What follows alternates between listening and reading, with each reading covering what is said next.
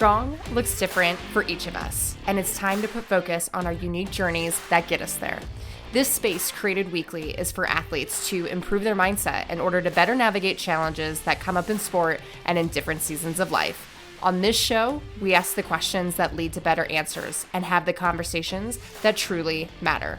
This is the Becoming Your Strong podcast.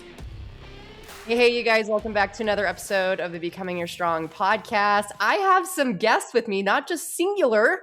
I have multiple humans.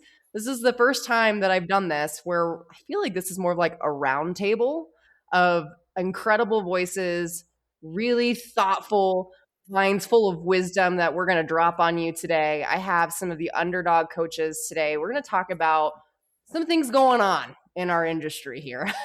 We've got some changes going on in the DEKA world. We've got people going to HYROX worlds while also trying to qualify for 2026 DEKA worlds. There's just a lot going on. So we're going to cover some different things. And we're excited to have everyone here. So let's just quickly share who's all on the call. Kevin, why don't you go first with a little introduction of yourself? Hi, I'm Kevin. I've been racing since 2011 in Spartan Race, and I was the original athlete at Underdog Fitness, but now I don't need to be the star anymore. I have lots of stars around me. And same with the coaches. I was the original coach, and now I don't have to be the coach anymore. I get to be watching the stars around me. So that's a little bit about me. Amazing. Love that. All right, AJ. Hello, everybody. My name is AJ Golick. I am a coach with the Underdog training system. I coach primarily in the hybrid and endurance space with, we'll say, a focus on HYROX and ultramarathon, but a little bit more kind of all-encompassing there. And I've been with Underdog for now, this is now my second year. So second year as a coach, and loving every minute of it. And probably the best accolade of all, this is your third time on the pod. That's what I'm saying. Yes, this is my third time back on the pod. So if you are not sick of me yet, you might be after this episode or after my next solo episode. Nah, dude. Nah, it's great. All right, Alton, your turn. Hello, everyone. I'm Alton Molinex. I'm coming up on 1 year with the Underdog training system. Recently just finished my college wrestling career, so excited to dive into hybrid sports full time. A little bit about me. I'm a part of the DEKA Roadshow team for the Midwest area, so if you're at any roadshows in the Midwest, you'll probably see me there. And I specifically specialize with DEKA athletes, primarily younger former college athletes. Heck yeah. Heck yeah. What I love already is we have so many different, like, varying levels and different perspectives. So I'm excited for the conversation. I know that most of you guys already know me. I'm your host, Kayla. I've been coaching with Underdog for the last couple of years.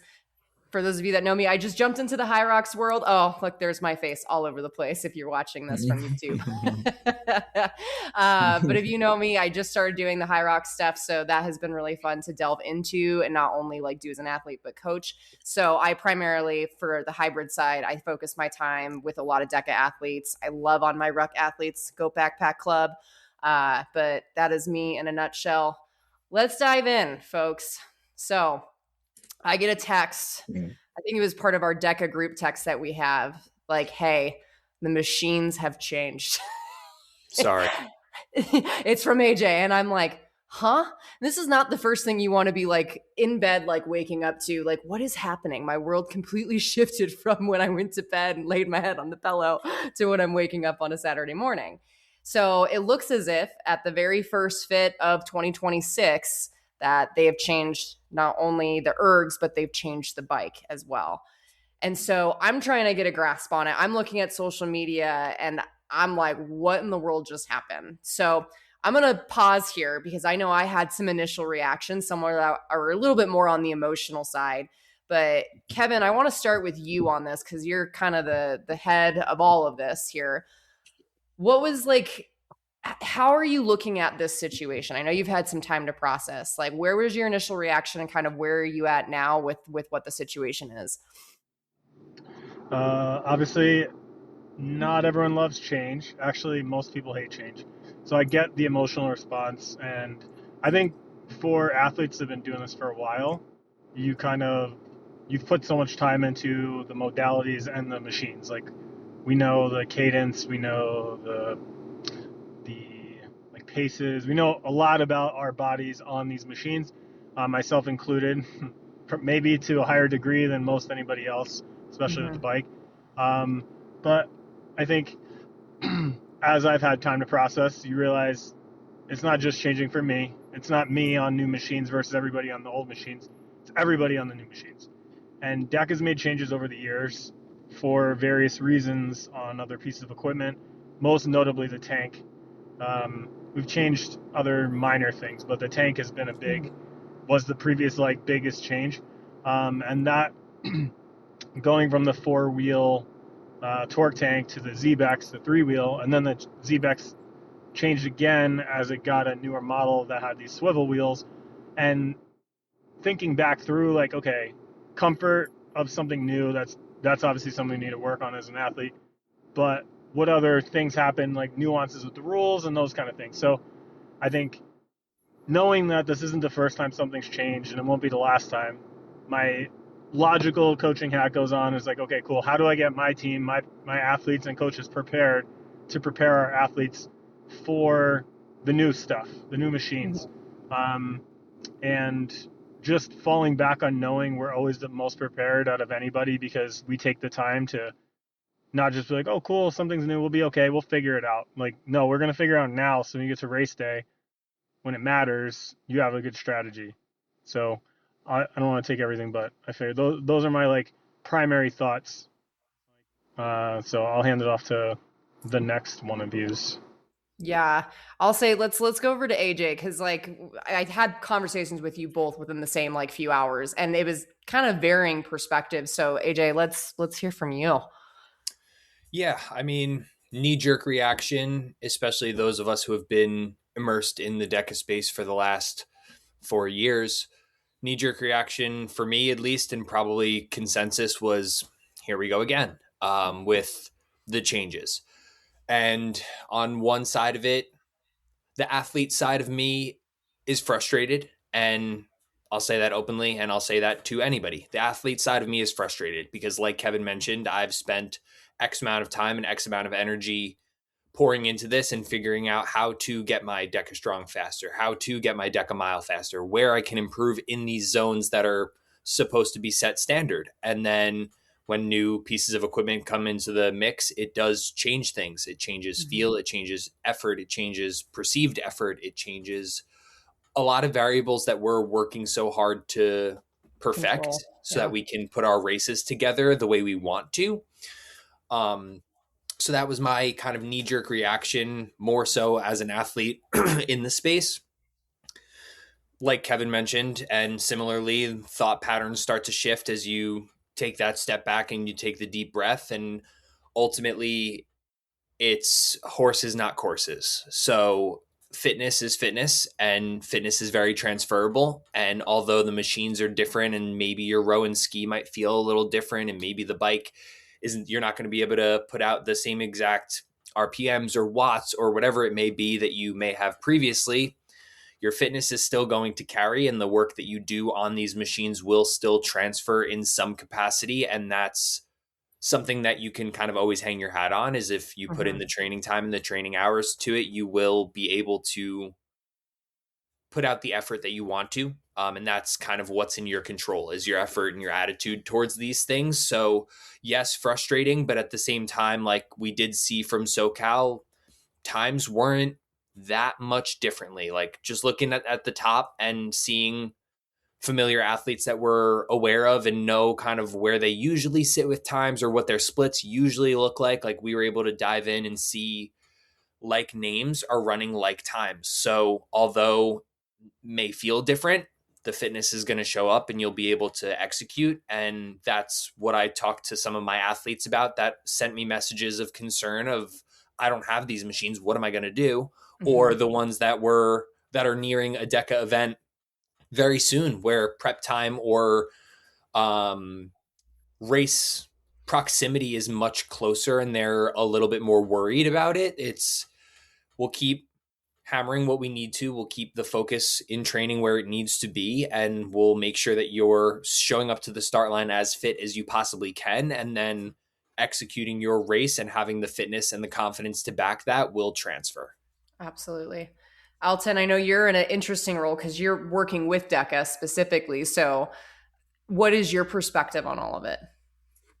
Yeah, so kind of tying in things that both Kevin and AJ said there, I feel like this is a really great test for people's mentality because everyone has to deal with this, right? But there's really two different ways that you can look at it. You can look at it from a frustrated point of view and just kind of giving up and throwing away all the training and hard work you've put in previously, or you can look at it as an opportunity to grow and develop more, and as a challenge, working with new machines and kind of mix things up a little bit. I know it can get a little bit monotonous working the same stations over and over. So it's really a chance to kind of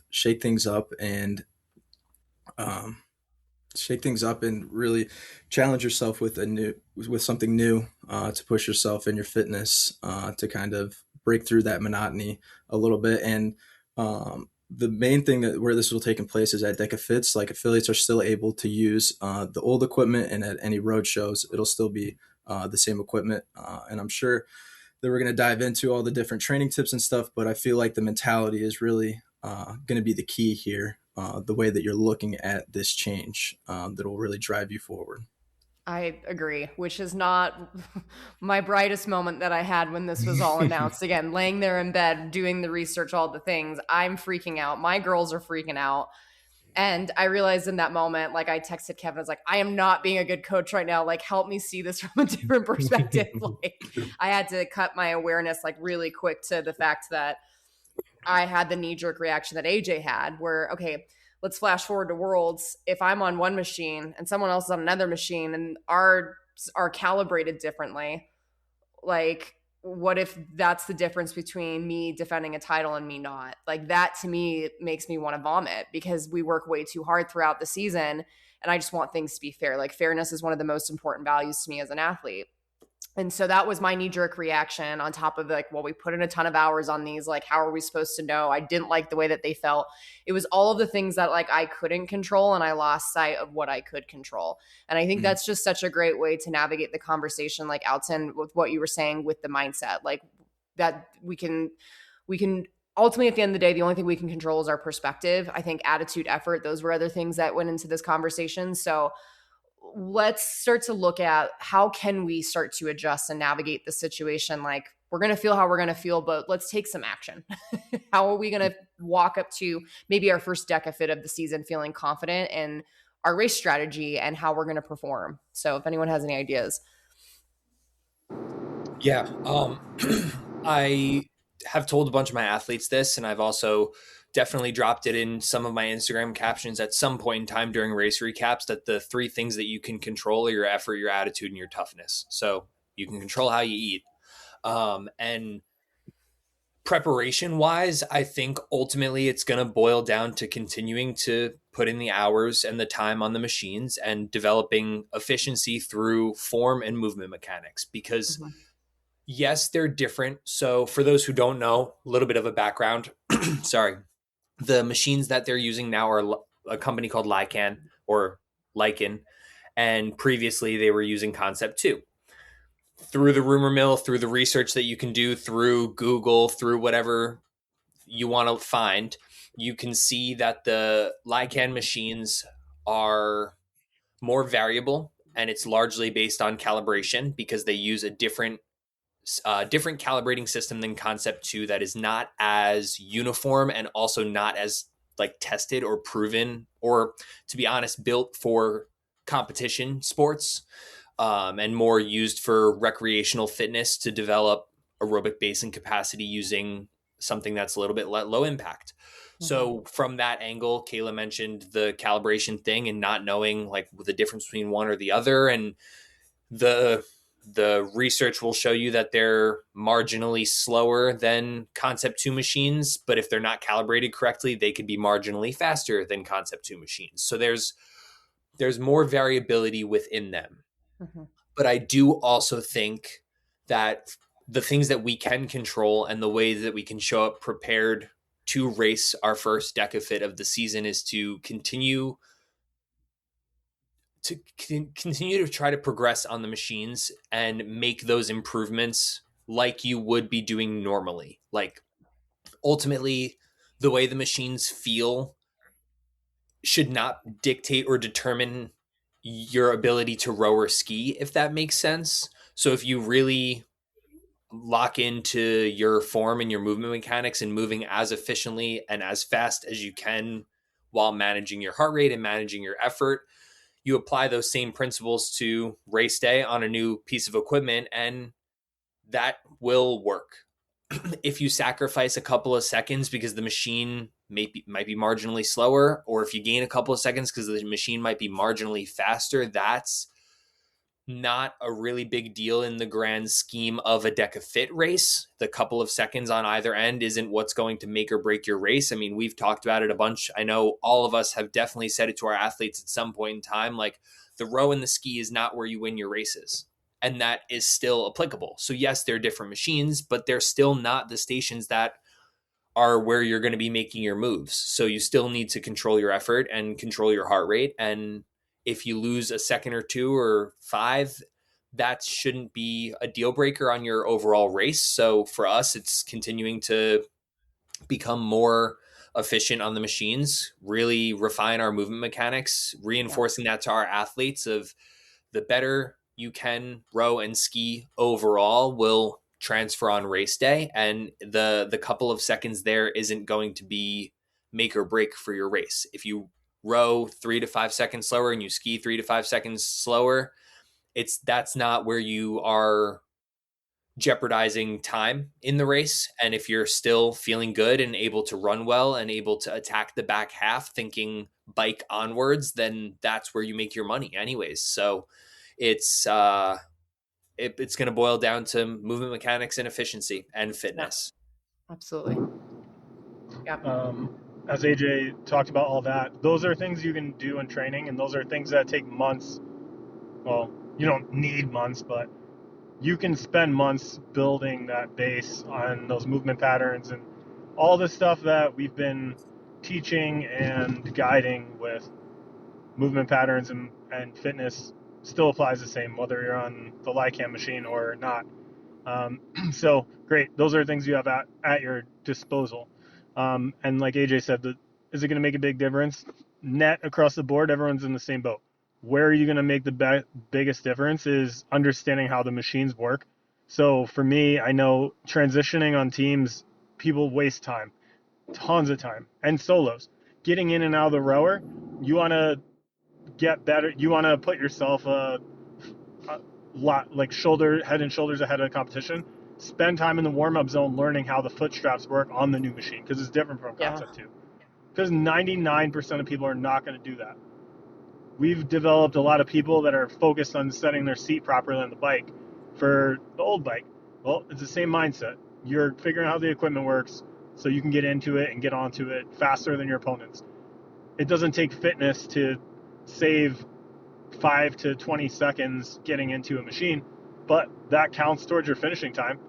So those things, and it doesn't take months to figure that out. It takes some dedicated attention on race day when you go to a fit. If you go to a few fits, great, you got more practice, but that's really all it takes for those, just knowing, get in, get out. The bike remains to be seen. Like, the bike seems a little faster based on splits, and we've already probably all of us, definitely 3 of us on this call, have already been comparing times of athletes that were at DEKA Fit SoCal with their old times and their splits on these 3 new machines. And even Yancey put a reel out last week about the bikes being a little faster and the ergs being a little slower, net same rough times that people were getting last year.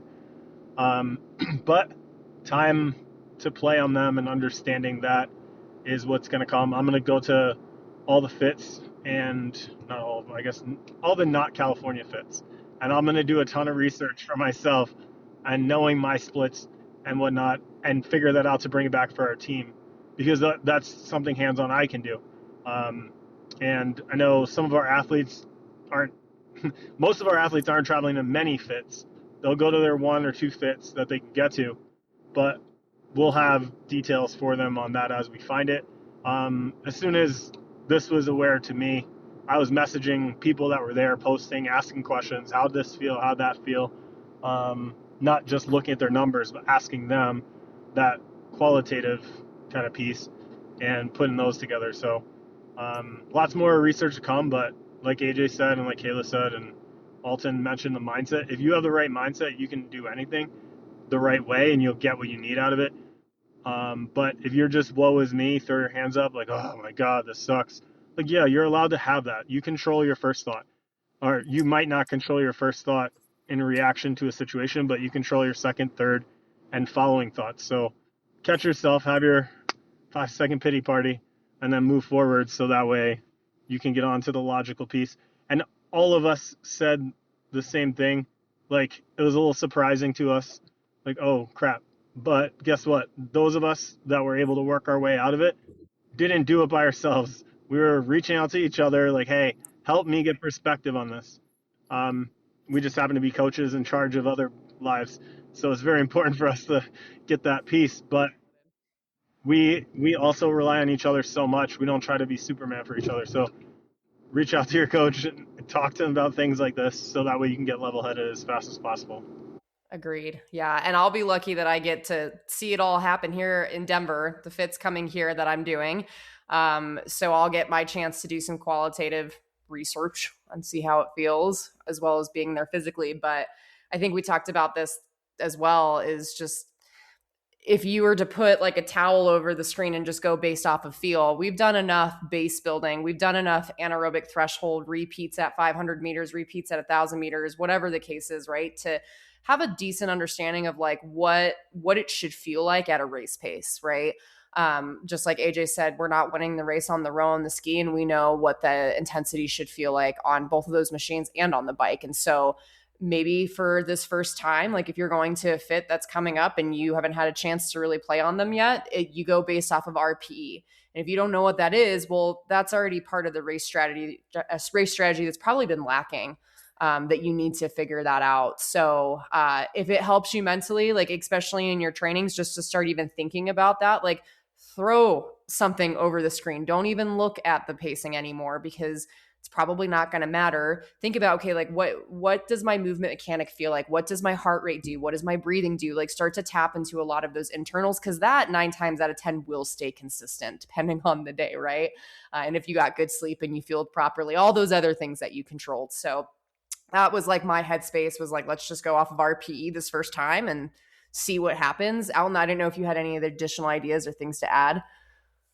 Yeah, I thought AJ brought up a great point. Like, the ergs aren't really the place that you're going to make your moves in a race, and specifically with the row erg, it's mainly just not blowing up. I had a road show on Saturday, and I had these two guys that were doing a relay together, and they were flying out the gate, going super fast, pulling like a 130 on the row erg. And I told the guy that was volunteering, I was like, watch, these guys are about to blow up. And sure enough, by the time they got to the shoulder overs, he was struggling to get him up and over. And then they came out so hot, and then they blew up and kind of destroyed their time. And I was telling them about that. Like, you guys were pulling so fast on the rower, and then it affected you on the other stations. Like, that's not really where you're going to make up a lot of time. You're going to burn up a lot of energy and save maybe like 10, 20 seconds. And when I'm doing it, I'm smiling, having a good time on the rower, and people are telling me to go faster. I'm like, no, it's okay. I'm not making my move yet. I'm saving up. So I feel like it was great points you guys brought up with RPE, rating of perceived exertion, on those first times, kind of getting a feel for that. And definitely try and make it to some fits to feel the equipment. You don't want world championships to be your first time on the equipment. And if you can't make it to any fits and you're at world championships, maybe volunteer to help set up, and maybe you can sneak in a little bit of time on the machines, or in the warm-up zone, get some time before your race, come early, so you can do that. And last thing I wanted to talk about was with the calibration, the video that Kevin referenced earlier with Yancey, where he kind of admitted that it wasn't the best rollout with the equipment. But failing forward, I know the DEKA team is working extremely hard to make sure that the calibrations are proper, because we don't want it to be where equipments aren't on the same calibration. So I know that's something that will definitely get fine-tuned by the time World Championships roll around this December. Yeah. And I have no doubt that the DEKA team is working hard. Like, I know the pressure that they're under all the time, and I can't even imagine what it's like to be at the top. So I know that they're going to do what they can to take care of us. At least that's what I'm going to trust. But again, I think the higher level kind of topic of the day is control what you can control, and that's exactly what's right here in between the ears. And so if you're not on some sort of personal growth or doing something within your training where it's forcing you to adapt, this is the time to start thinking about those things for sure. So any last thoughts on that? Are we good to kind of roll into the Okay, sweet, amazing. So right now we're in the interesting part of the season. We're about to end Q1, moving into Q2. We have HYROX Worlds coming up in June, which I know a lot of our athletes, or at least a handful of athletes, are going to, but we have a lot of athletes as well too, looking at getting a lot of their qualifying times in for the 2026 DEKA Worlds. So I'm excited that we have like some HYROX specialists on here to talk about this. I thought it would be interesting, if you like to dabble into both spaces, how do you spend your time, your energy, and your effort preparing for these things? And I think probably the best place to start is understanding like race priorities and like overall like what your top goals are, because of course we all want to do good in everything that we sign up for. Like I don't think any of us want to sandbag it. That's the reason why you're here probably, right? So understanding what is the most priority for you and being able to be okay with that expectation and whatever else happens outside of that is whatever else happens. I think that's probably the first thing that needs to be addressed. So does anyone want to chat about like how they prioritize races or like just how to even think through that process? Yeah, that's for sure the biggest thing, especially because I'm somebody who does dabble in both. So I do try my very best to qualify for HYROX Worlds, and thankfully enough, I have again this year. And I also am going to try to punch my ticket and race at DEKA Worlds in a couple different races. So from that perspective, race prioritization and timing becomes very important because you can't put your eggs in two different baskets at the same time and expect the results that you want. And it's favorable, but also not favorable at the same time, the way that the calendar works out when it comes to the DEKA season and the HYROX season. So the HYROX season runs from June to the following June. The DEKA Fit season is September to the following September, with Worlds being in December. With that in mind, it kind of maps it out for you. And if you're trying to get to HYROX Worlds and want to be able to compete at HYROX Worlds at your best and at a high level, you have to dedicate the time from after DEKA Worlds through June to HYROX. And then when you come out of HYROX Worlds, that's your time to dedicate towards DEKA. When you hear that, of the alarms go off, and immediately it's like, well, if I don't do anything DEKA for 6 months, then how am I going to be sharp and ready when I need to do a fit in the fall or get strong and mile times on the board after HYROX Worlds? Like, what am I going to do? And when I've had those conversations or when I'm explaining it to people, I circle the pieces of fitness or the styles of training that are one-to-one transferable. If you're training for DEKA or HYROX, you're going to be doing strength training. You're going to be doing aerobic base building. You're going to be doing threshold work, whether that's running, machines, mixed modality, Metcon style pieces. You're going to be touching threshold, and you're going to be doing sport specific work. So the only thing that is going to change your first 6 months of the year when you're prepping for HYROX Worlds is that fourth category, your sport specific work. So that's where you'll do the movements that are specific to HYROX that are not going to transfer to DEKA. Then when you come out of HYROX Worlds, that fourth building block is going to shift now and become the specific work that you need to do for DEKA that has not been seen in HYROX. Overarching or big picture, there's a lot more that is transferable than I think people understand or at least conceptualize. Both of them have a lunge movement. Both of them have a burpee movement. Both of them utilize the row and the ski. Both of them have like a squat hinge posterior chain dominant You're running set with of weights. stations. So Yeah. a lot like both races require good upper body pulling, good lower body endurance. There's so many transferable skills and transferable fitness components that you can do both while also prioritizing one and then shifting into the other.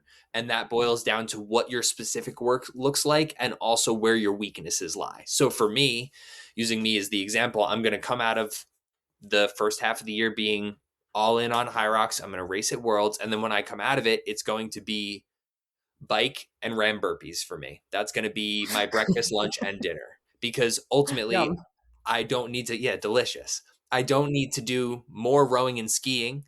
I mean, it'll be in the mix, but in terms of priority focus, I'm not going to need to really do a lot more rowing and skiing. I'm not going to be needing to put too much emphasis on my threshold running. I'm going to touch on some of the DEKA specific movements. So like box step overs and the over shoulders and brush up on those, but it's going to be hammering the stations that I have the most area of opportunity for, and allowing the fitness that I spent 7-8 months building going into HYROX Worlds to then propel me forward, and then shifting some of my specific work to be more conducive for DEKA in a shorter race, a little bit of a spicier kind of effort, and then capitalize on the fitness that I just spent 6, 7, 8 months building. That fitness isn't going to go anywhere. So if you've been strength training, if you've been building your aerobic base, if you've been working on your running in any capacity, if you've been trying to expand your threshold, all of that work is there for you.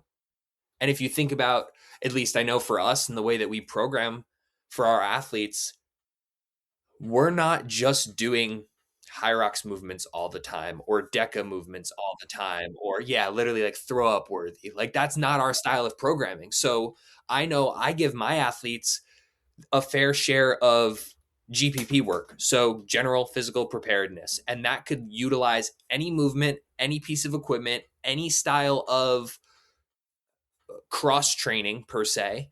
And that the focus or the intention behind those sessions is the stimulus, not the exact movement that they're going to be doing in the race. When it comes time, we get a little bit more specific when we're closer to an event, when we're closer to a race. And that's when we put together the pieces and really work on the finer details. But bigger picture in training, especially in a training block, and bigger picture across the whole year is like, we're just trying to build fitness. We want to get fitter. We want to get faster. We want to get stronger. And then when we need to, we get sharp. Absolutely. Yeah. Well, and I want to use you really quick as a case study, because I remember you had a kind of like a freak out yourself of like, I don't know how this is going to go. This is my one weekend to qualify for the fit. I need to put up like a mile in the strong time if I want to compete at Worlds. And you had been doing like so much endurance training that you're like, these are like two completely ends of the spectrum. Like, I don't know if I'm ready for this. And you PR'd and you put up your first time in the 11s, which how long have you been trying to freaking hack at that goal for, right? With your strong. So like, it was kind of like that, oh, well, this stuff does transfer more than you think. So I don't know if you want to speak just briefly on that, but it worked for you. Yeah. I remember you texting me right after I did that strong, and you said something like, maybe I needed to start doing more ultra training or something like that. Yep. Which was obviously a joke, but a funny one. But yes, I was coming out of a big build on the ultra side with preparing for World's Toughest Mudder. Prior to that, a couple ultras, and then also leading into an 100-miler attempt at the end of October. And sandwiched between World's Toughest Mudder and the 100-miler is DEKA Last Chance qualifier. And as Kayla mentioned, that wasn't where my primary focus was, but I also needed time. So I needed to throw down some times. And I think it all ties together there, because my training for this ultra block looked like a lot of running volume, a lot of strength training, and then keeping at least one day, sometimes two, depending on the way the week shook out, touching threshold. So one of them was my run interval sessions. I kept those throughout the entire time that I was prepping for an ultra. And for those of you who know the ultra space or the endurance sports, you're not really in threshold ever. but kept that day on the calendar every single week. And then every so often I'd sprinkle in a Metcon or a GPP piece, something that was between 10 and 30 minutes where I'm putting out a harder effort, getting into my threshold heart rate a little bit, and just like keeping that present so that my central nervous system didn't respond poorly to a DEKA style stimulus. And I mean, it's not the most conducive training block for it, but it worked. My fitness showed up on race day, and that coupled with knowing the race and being familiar with DEKA and trusting my previous experience within the sport allowed me to hit some good times. But the bigger picture concept there is that your fitness will come through when you need it.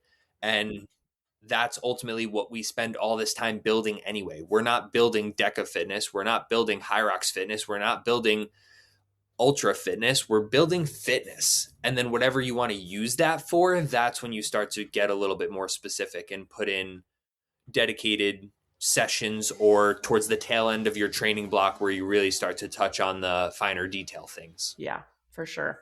Isn't Awesome. it crazy? Other perspectives, that AJ thoughts, changed his things. form and his approach to training for DEKA, and had a massive breakthrough. I think sometimes we're so used to, like, I think especially with clients when we get them, they came to us because they've been doing the same thing over and over and over, thinking that this is how you train for DEKA, whatever DEKA, or HYROX, it doesn't matter. It could be any race, but they've done everything they possibly know, and they're like, it can't be any different. Like, I gotta row really fast all the time and ride the bike really fast all the time and do this all the time. And then they come to us and we completely change our approach and they get a massive breakthrough. And not to say that AJ doesn't know how to train for DEKA. He's very accomplished doing DEKAs. It just so happened that he was like training for all this other stuff and just needed to drop a time. And that's how the calendar shook out. And then poof, his body knew what to do on race day because he had, like you said, he had all that fitness that he built up over time. And sometimes we need different things than the next person. So I don't have a ton of other things to add to this as far as what specifically you need to do to train for DEKA or HYROX or whatever. Like AJ painted out a big picture for that, but getting external perspective on all that stuff makes a massive difference because having another set of eyes look at your approach is going to give a different perspective. And if nothing else than poke holes in what you're doing, it might give some fresh thoughts. And then you get a new approach. And also in training, I don't know if you guys have done this, if you do the same, if your training block's very repetitive, you get tired after, not tired, I mean, you do get physically tired, but you get kind of bored. So if you just could have a fresh approach and like just to spice up your training with something different that moves you in the right direction, it could really spur your dedication and compliance to training, which is going to move the needle forward. As long as you're not getting hurt, like it needs to keep you healthy. That's the most important thing. Because as Bracken Cracker says, the best ability is availability. And I'll hand it off from there. Yes. Yeah. Yeah. As long as you're also not like program jumping. Like I think people might hear that and be like, oh, well, I'm going to go train with AJ and then I'm going to go train with the hybrid engine. And then I'm going to go over here. And it's like, oh, no, we're not saying that by any means. That's you don't want to like program people that hop just every follow couple random weeks. Instagram workouts, they plateau Yes. very quickly. They don't. Yeah. Yes. Yeah. And when you're in that position, like Kevin mentioned, of somebody like me who was chasing that sub 12 DEKA strong for quite a while and ran 8 or 9 consecutive DEKA strongs over the course of a 2-year time frame that were somewhere between 1209 and 1229. I think the different approach to training not only is good mentally, but I think it is beneficial for physiological adaptation. Like Kevin mentioned, the monotony of doing the same training or same style of training over and over and over again not only can be boring and can get to you and impact like your headspace around training, but the body is a very interesting thing, and you will develop tolerance and you will develop like the resilience to training over time. So if you're only doing the same thing over and over and over again on repeat, after a certain amount of time, your body is going to adjust to that and be able to, and not be able to find that next gear or find a different gear. So you need physiological adaptation. You need something that's going to completely send your body and your central nervous system into some different type of shock so that you can produce a different outcome. And for me, that wound up being bumping up my running volume and prioritizing strength training a little bit more. And that allowed me to then utilize the other areas of fitness that I wanted to, and have some more like a different response to the same stimulus that I've been trying to work on for so long. And I think that's a big component. And like both Kayla and Kevin mentioned, it's not jumping into a new training program to get a different stimulus to help physiological adaptation. It's working consistently through a training block. And then after that training block ends, you shift into a slightly different training block and allow your body to then learn new things.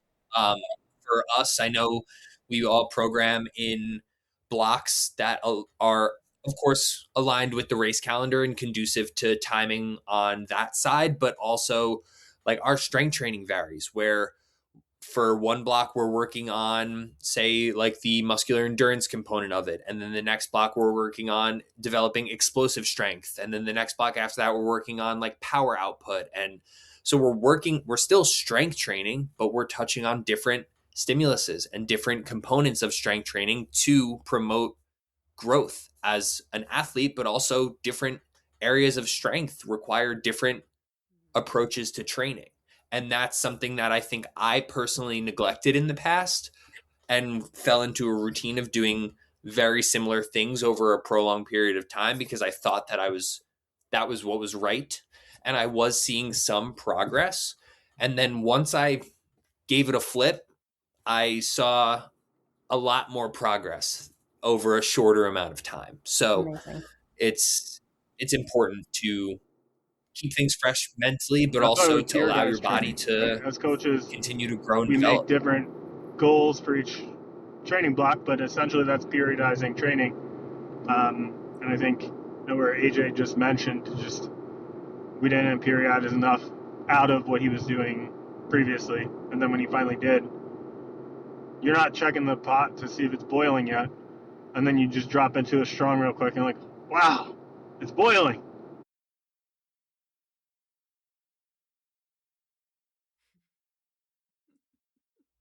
Amazing.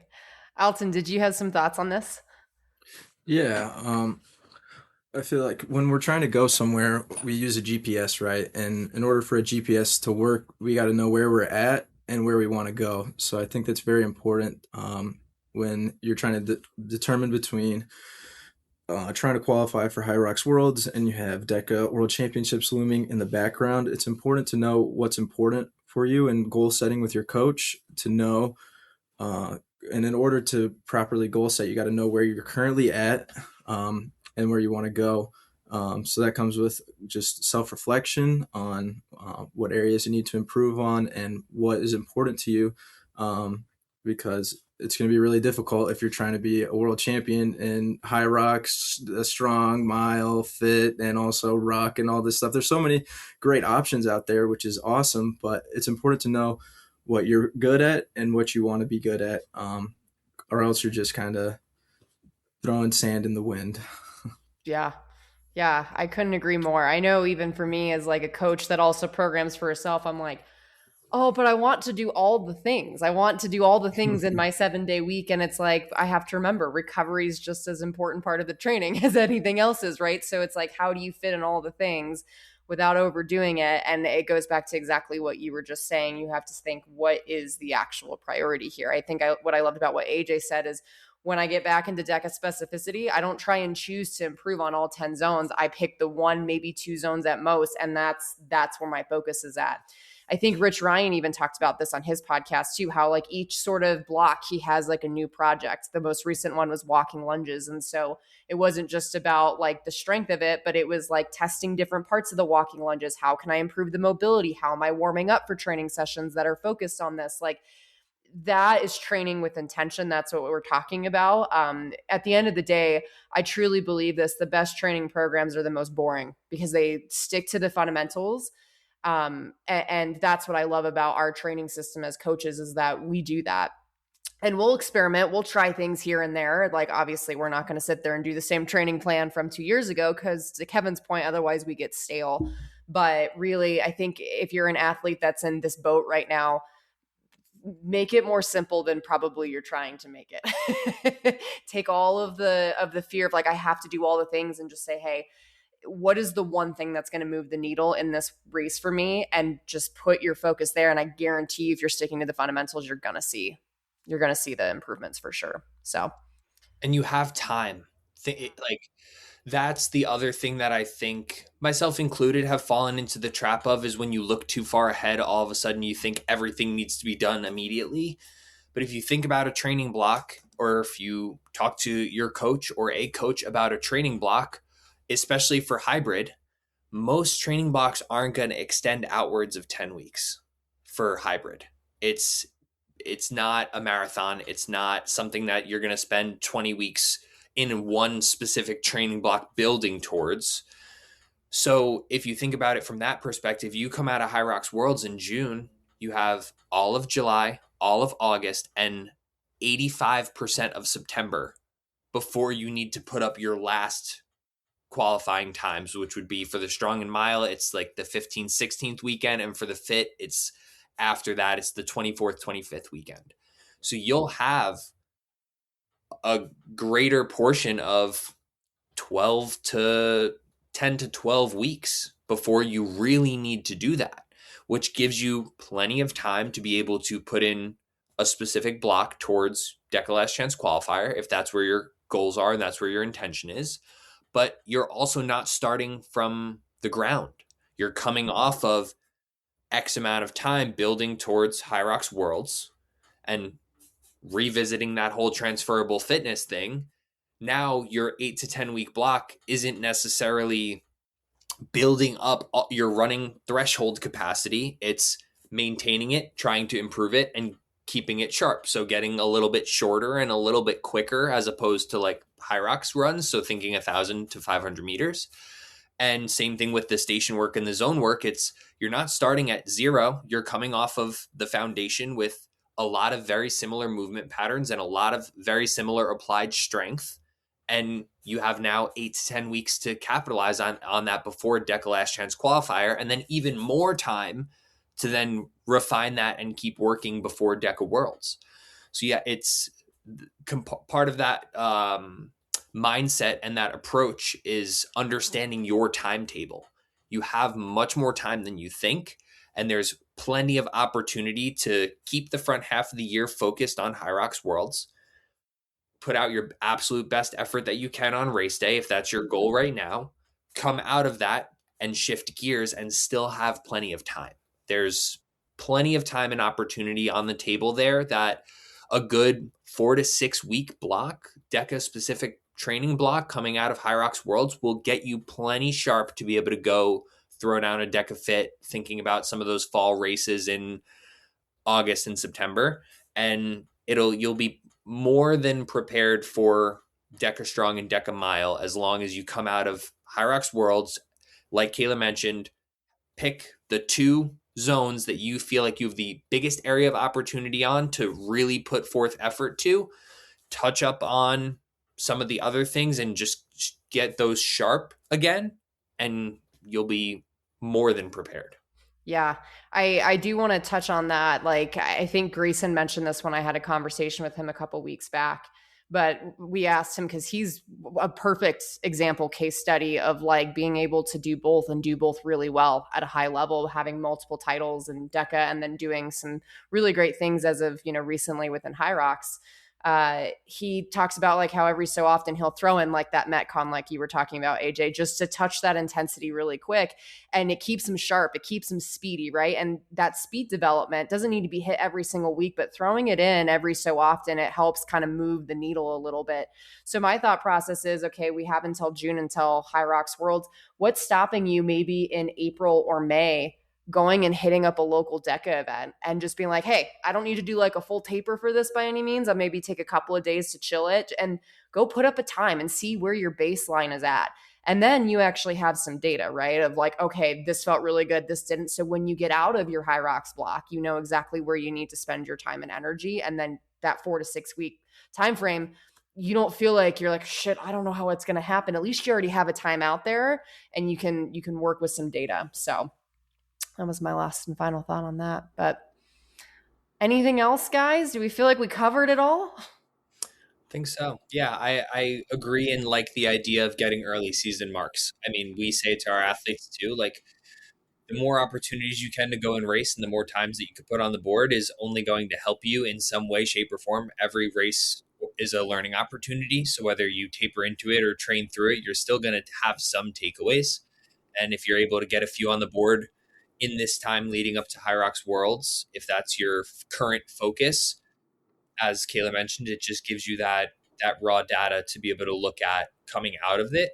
And also just keeps DEKA in the mix. And you can do that within training too. Like you can throw in, if you throw in a DEKA specific workout or a Metcon that utilizes some DEKA style movements or direct DEKA movements now, it's not going to hinder your HYROX training because it will largely be stimulus dependent. What's the stimulus of this session? Is it supposed to be a mid-high threshold effort?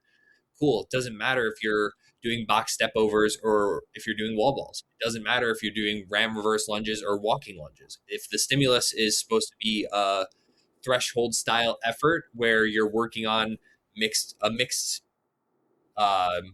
modality kind of spread of movements, it doesn't really matter what those movements are. And you can keep them within very similar demands or very similar movement patterns and still be able to hit that stimulus, which is ultimately the goal of the training session. So if you are a little bit more apprehensive, throw some DEKA movements in there a little bit more. It's not going to hurt your HYROX training. And if that's going to help you from the confidence side of it to be able to come out of HYROX training or the prep leading up to HYROX Worlds and then be able to shift gears into DEKA, knowing that it hasn't been 6 months since you've touched a RAM, then all the power to you. Like they won't impact each other as much as people may think or as social media may tell you. Look to the people who have been able to do both well and pick their brains, reach out, ask questions. If you're concerned, if you have concerns, if you're somebody who's trying to juggle preparing for HYROX and then shifting gears and then preparing for DEKA and you are overwhelmed by that, there's plenty of people out there that have done both at varying levels. And there's also people who have done both at a very high level. Ask questions. I can guarantee you more people will be more willing to help you than you may think. So reach out, make connections, pick their brains. They're obviously up to something. We have people in our camp that do both very, very well outside of the coaches, but across our entire team that are in very similar boats. As Kayla mentioned, right now we have 12 athletes qualified for HYROX Worlds, Insane. which is 4 times as many as we brought last year. So that's Huge. very exciting. But that just also shows there's room there to be able to do both and do both well. And all 12 of those athletes, believe it or not, very good podium at contenders. DEKA Worlds. Yeah. And a lot of them found themselves on the podium in elite and age group at DEKA Worlds. And now they're gearing up for HYROX Worlds. And when the calendar shifts in June, they're going to be looking to do the same exact thing all over again. So we have direct evidence in our camp, but also a lot of valuable brains and a lot of people that are willing to help. So if there's concern there, reach out and talk to somebody about it. And if you're listening to this and you're somebody who's in our camp, one of our athletes, talk to your coach or talk to one of us. Like if I'm not your coach, but you want to talk to me about it, cool. If you're my athlete and you want to go talk to Kayla about it, cool. We'll all help you. So just reach out and have those conversations if there's concern. Can you hear me now? Yep.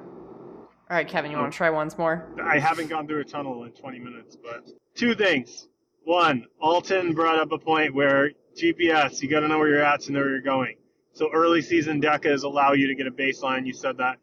That's going to help us as coaches to figure out what you need to work on to move the needle for you. All right, and the other thing, sharpening. It doesn't take long to sharpen. So like AJ said, you throw some DEKA movements in your HYROX training. It's not taking away from your HYROX, but you're going to get those skills back. You don't forget how to ride a bike if you don't ride a bike for 6 months. You get on, you pedal. It's the same thing with DEKA movements. You do them a few times in your warm-ups, you're good to go. So those are 2 simple things. Give yourself more confidence to prepare for those early season DEKAs. You don't need a big taper. At the end of the day, it doesn't really matter that much. You got more cracks at it. Well, I think that's a good place to wrap it up. I appreciate all of you guys coming and joining me on the pod this week. Always a pleasure to have such great minds, great humans join me in this space. But again, if you guys have any questions at all, we're here to help you, whether you are an Underdog athlete or not. Always happy to have you pick our brains.